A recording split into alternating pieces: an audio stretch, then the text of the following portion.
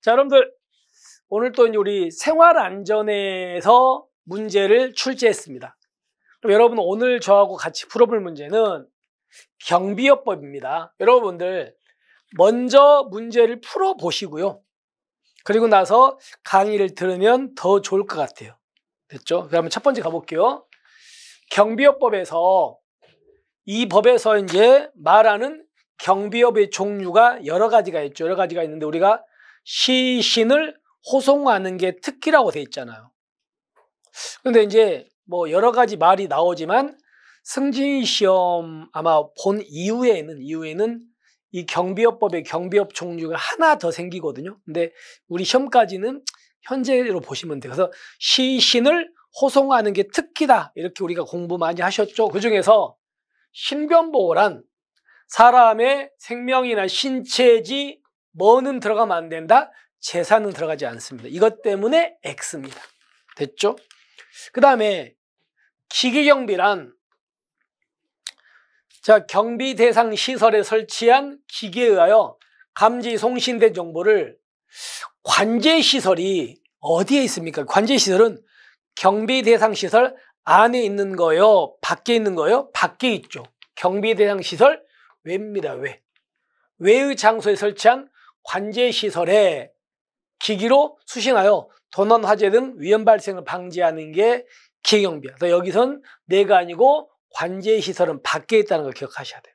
그리고 또 하나 그러면 특수경비.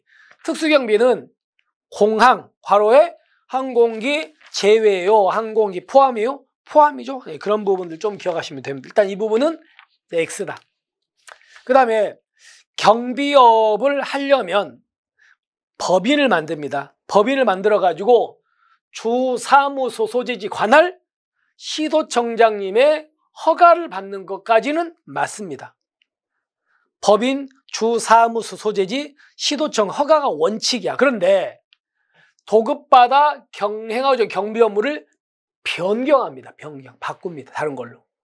이거는 신고예요. 변경도 허가예요? 허가입니다. 변경도 신고가 아니고 시도청장의 허가를 받아야 됩니다. 됐습니까? 그래서 이 부분 때문에 X. 그러니까 맨 처음에 할 때도 시도청장 허가, 변경할 때도 허가. 아시겠죠? 그 다음에 경비업 허가를 받으려는 법인은 일단 전부 다 1억 원 이상의 자본금은 있어야 돼요. 5가지 다 시신, 호송, 특기 전부 다. 근데 그 중에서도 시설경비업 허가를 받으려면요, 일단 경비원 10명 이상을 갖춰야 돼. 그리고 경비 지도사는 1명입니다. 그래서 경비원 10명 이상, 경비 지도사는 1명 이상 인력을 갖춰야 된다. 아시겠죠? 그래서 잘못됐습니다. 이 부분. 됐죠? 자, 그 다음에 우리가 자, 일반 경비원 및 경비 지도사가 있고요. 특수경비원이 있거든요. 그럼 당연히 이런 일반 경비원이나 경비 지도사, 특수경비원은 아무나 된다. 결격 사유가 있다? 결격 사유가 있죠. 그래서 조심할 게 이 사람들은요. 먼저 기억하고 18세 미만자는 안 됩니다. 18세 이상 돼야 돼요. 그리고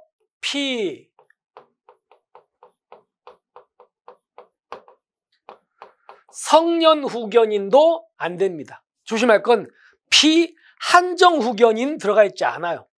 그 다음에 또 하나가 특수경비원도 18세 미만자 안 되고요. 여기도 마찬가지 성년 후견인도 안 되고요. 그리고 여기는 조심할 게 60세 이상자도 안 됩니다. 이 사람들이 바로 특수경비원 결격사. 그러니까 여기 60세 이상인 분은 특수경비원은 안 되는데 일반 경비원은 될 수 있는 겁니다. 됐습니까? 자, 그 다음에 여기 보시면 금고 이상의 형의 선고유예를 받고 유예기간 중에 있는 사람은요, 이 사람은 특수경비원이에요. 특수경비원 못 됩니다. 선고유예는 특수경비원. 근데 문제는요, 여기서 선고유예가 아니고 집행유예 있죠. 집행유예는 일반 경비원과 경비 지도사 결격 사유예요. 그러니까 조심할 게 선고유예는 특수경비원 결격 사유지 일반 경비원과 경비 지도사 결격사는 아니라고요. 근데 이제 집행유예 받은 사람은 일반 경비원도 못 되는 겁니다. 따라서 여기서는 지문이 경비 지도사 및 일반 경비 결격 사유는 아닌 거예요. 만약 여기가 집행유예라고 들어가면 맞는 지문이에요. 아시겠죠? 그럼 세용 정리합니다. 금고 이상형의 선고유예를 받고 유예 기간 중인 사람은 일반 경비원은 될 수 있다. 경비 지도사도 될 수 있다. 그런데 특수경비원은 못 된다. 반대로 금고 이상형의 집행유예 선고받고 유예 기간 중인 사람은 일반 경비원과 경비 지도사도 못 된다. 물론 특수경비원은 당연히 안 되고. 그래서 잘못됐습니다. 그 다음에 보세요.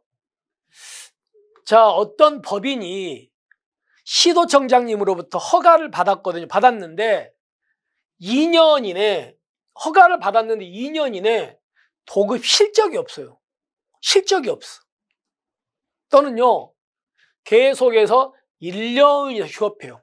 그럼 이러면 이거 허가를 왜 받은 겁니다? 받은 겁니까? 그래서 이때는요. 허가는 전 경비업 자격을 취소해야 됩니다. 맞습니다. 그래서 여기서 2년 그리고 여기 1년 꼭 좀 조심하세요. 아시겠죠? 그 다음에 우리 아까 금방 뭐 봤냐면요.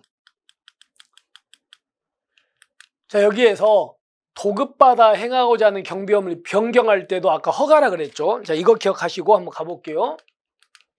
자, 도급받아 행하고자 하는 경비업을 변경할 때는 시도청장 아까 허가 받으라 그랬잖아요. 그죠? 그런데 허가도 안 받고 이거를 허가도 안 받고요. 변경해 버렸어요. 허가도 안 받고. 그러면 우리 법에 뭐라고 돼 있냐면요. 이때는 허가를 취소하거나 또는 6개월 이내에서 영업을 뭐 할 수 있다? 정지할 수 있다라고 돼 있습니다.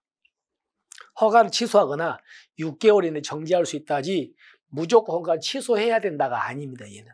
그러니까 여러분들은 우리 앞에서 봤던 얘는 허가를 취소해야 돼. 필수적으로. 그런데 지금 얘는 필수적 취소가 아니라고요.